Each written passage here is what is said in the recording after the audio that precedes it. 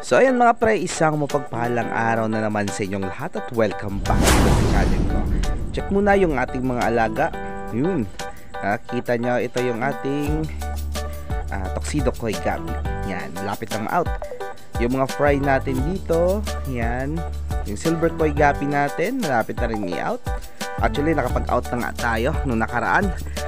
Yun, so yung pinaka-purpose natin dito mga pre ay kukuha tayo ng guppies. I-replenish natin yung shop natin. So kuha tayo dito ng Japan Blue Gold Double Sword. Yan, tingnan nyo kung gaano karami yung Japan Blue Gold Double Sword. All male. Ito, all female. Ayan. So marami-rami pa yung stock natin. At kukuha rin ako ng ating dem. Ayan. Yung Dumbo Ear Mosaic natin. Ayan o. Konti na lang kasi maraming mga kaibigan natin na lagi pupunta at bumibili. Noong nakaraan nakapag-wholesale sa atin yung Norte. Yan. So maraming salamat. So yun, kita nyo yung napakalaking gapi na yan. So, parang jumbo na swordtail. Malaki pa. So na-vlog ko yan noong nakaraan. So check yun na lang sa mga video natin. So dito yung female ng ating Dumbo Ear Mosaic. So marami pa yung stock natin. Yung EBM natin 5 na lang yung natira dito.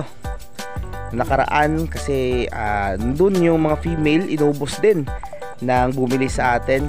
So wala tayo magagawa. It's a blessing.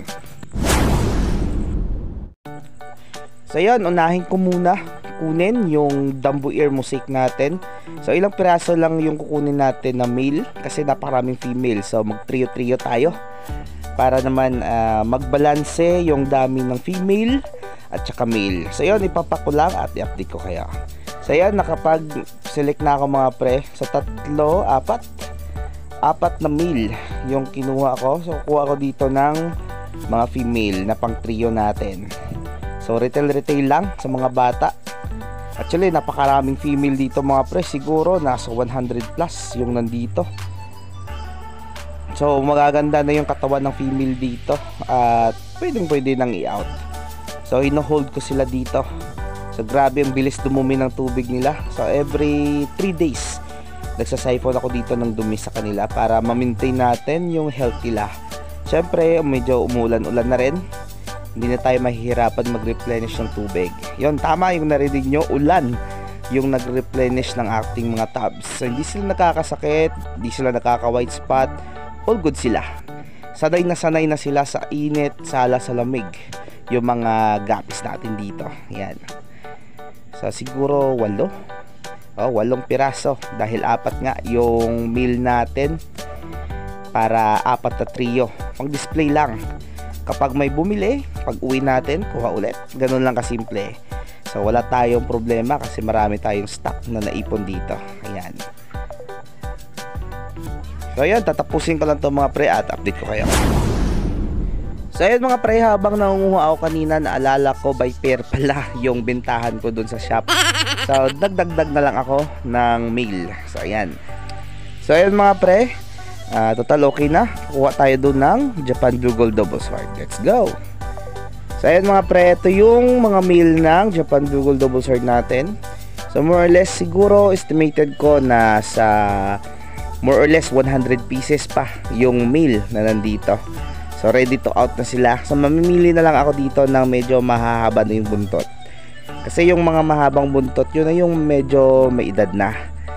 Tsaka yung mga hindi pa masyadong mahaba ay kaka-jubi size pa lang. Yan. So mananawa ka kapag ikaw namimili dito. So minsan naduduling ako kapag namimili ako ng Japan Blue Gold Double Sword. Lalong-lalo na tuwing tanghali. Dahil yung reflection ng sinag ng araw, hindi sila makita ng maayos dahil nga sa kulay nila. So halos nag-synchronize sa kulay ng tubig. Pero grabe ang titibay ng mga strain na to at napakabilis dumami. So konti lang yung kukunin natin, pang display lang. So ito lang, konti lang muna. Nagre-reflect sa araw, pasensya na kayo. Yan, so 6 na male. So paparisan ko na lang ng 6 din na female. So ayan na nga mga pre, kanina nanguha na rin ako.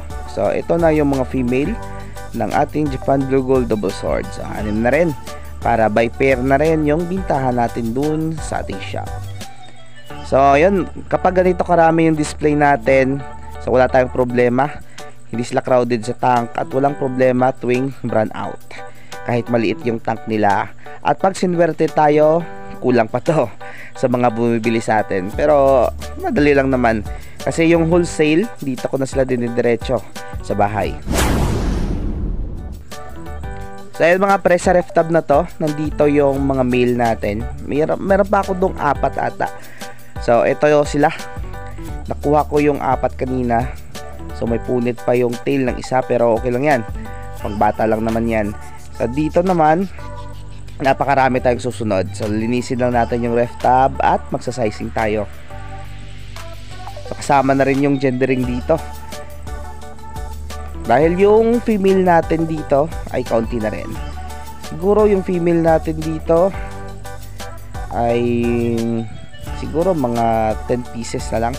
Pero wag mo kayo mag-alala dahil di tayo maubusan ng stock. Marami tayo dito sa fry section. So lilinisin ko rin to mga pre. So ayun, nakakuha na ako mga pre ng 6 na female. Ayan. Yung isa maliit pa. Pero at least, so i-harvest na lang natin to para malinis natin yung ating ref tab. So ayan mga pre, tapos ko nang kunin yung ating dapat kunin. So siguro yung gagawin ko ay tatakpan ko na lang at magpapakain ako dito sa mga alaga ko. At yung mga damo na yan ay unti-unti natin na linisin para pagdating ng tag-ulan ay malinis na. So yung dito sa ating mga muli, ayan oh, tingnan nyo, daming-dami na ng mga dumi sa paligid. So unti-untiin natin yan tuwing uuwi tayo para naman mas maliwalas at malinis tingnan.